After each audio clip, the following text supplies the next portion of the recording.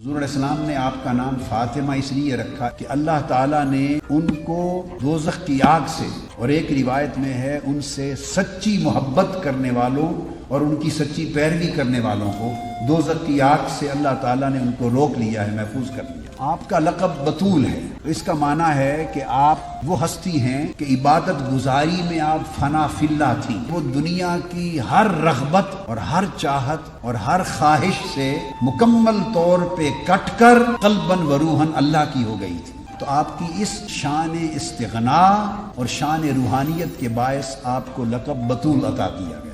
تیسرا ٹائٹل آپ کا زہرا ہے۔ زہرا پھول کو کہتے ہیں، اس لیے کہا گیا لِأَنَّهَا زَهْرَةُ الْمُصْطَفَىٰ کہ آپ حضور علیہ الصلوۃ والسلام کا پھول ہیں، بلکہ گلشن مصطفیٰ ہیں۔ پھول ہی نہیں ہیں، حضور کا گلشن ہے، اور آقا علیہ السلام کے سب پھول اسی گلشن سے پیدا ہوئے۔